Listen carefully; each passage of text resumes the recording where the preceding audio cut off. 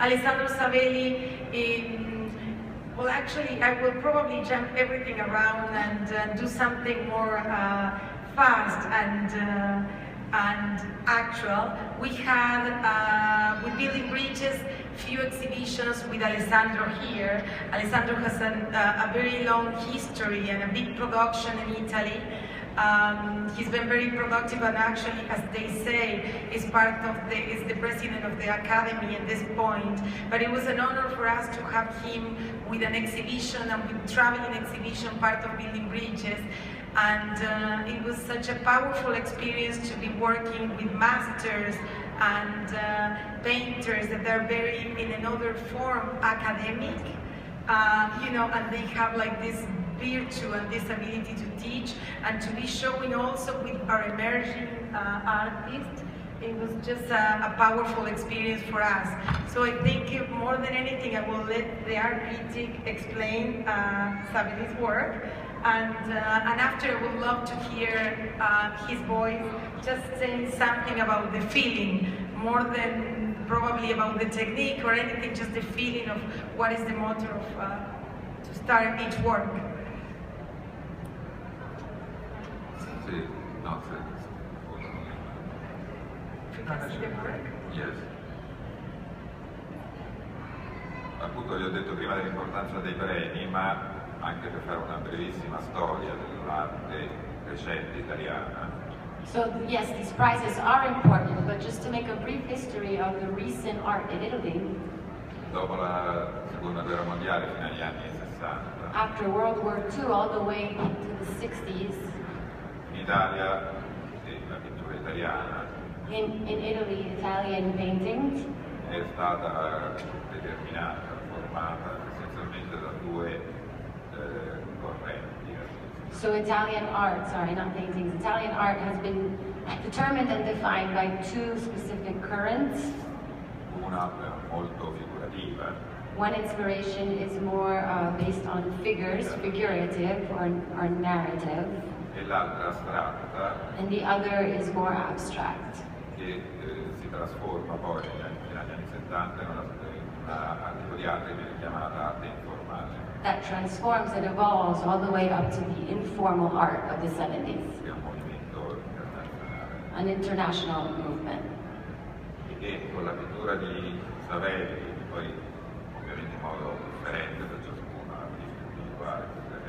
So, specifically here, we're talking about Savelli, but even each artist that is present here individually prende lo spunto e supera ovviamente la pittura informale. Takes inspiration from it, but it also evolves from the informal art. Con l'idea che era propria della grande arte astratta internazionale del Novecento. With the ideas of the abstract art of the 1900s. L'arte astratta è un punto di partenza e mai qualcosa di decisivo. Abstract art is just an inspiration. It's a beginning of something and never an end or a definition. E quindi quello che noi stiamo velocemente vedendo So what we're seeing now, displayed, dei paesaggi, we can define them landscapes.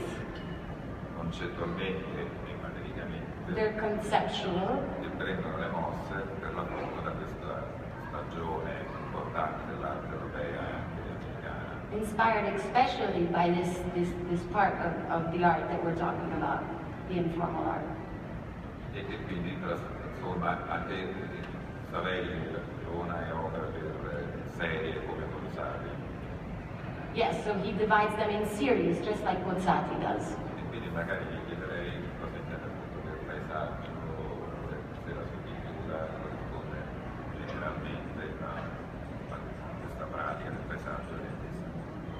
So what he's asking him now is how he would define these pieces and what it is for him, what a landscape is for this painting. Allora, buongiorno a tutti. Per quel che mi riguarda, io ho sempre pensato a un'idea della mia pittura che si rivolgeva a un'ipotesi di paesaggio, non tanto su un'espressione della realtà, quanto su una visione così di una orizzontalità che deriva dal fatto appunto del vedere un po', vado dopo velocemente, e quindi è sempre stata una situazione dove fin dall'inizio mi è piaciuto più orchestrare il mio lavoro su un'immagine pittorica che riguardasse l'idea di un paesaggio. L'idea più semplice per noi è una linea orizzontale rispetto ai nostri occhi e trovare degli accadimenti al di sopra e al di sotto di questa linea, quindi lavorare su questi aspetti. So for him, a landscape isn't what we see in the reality when we look at a landscape. For him, it represents a horizontal line over and under and around which he evolves his paintings.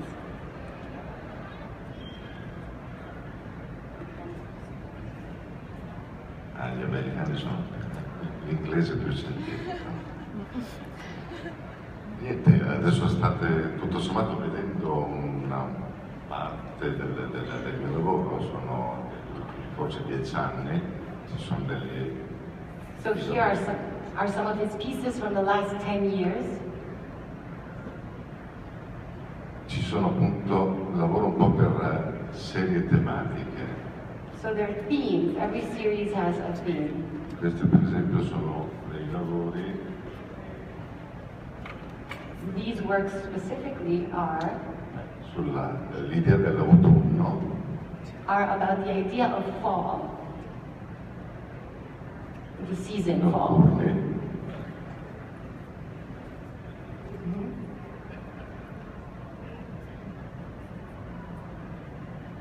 E alcuni sono su un ciclo di lavori dedicati al Messico, dove l'idea è quella di prendere simbolicamente la piramide Maya, e dedicargli dei cieli. Other works are dedicated to Mexico, specifically the pyramid, Maya. The Maya pyramids. Questo è un particolare del lavoro che abbiamo portato qui in LA Art Show. So he brought these works here in Los Angeles, so they're being shown right now. Well, right here, as I repeat myself, is in booth 1117 for whoever wants to go and see the actual work. So I think the more important thing is if I can have like just a little bit of the work of Italo Bressan. Vediamo che dice.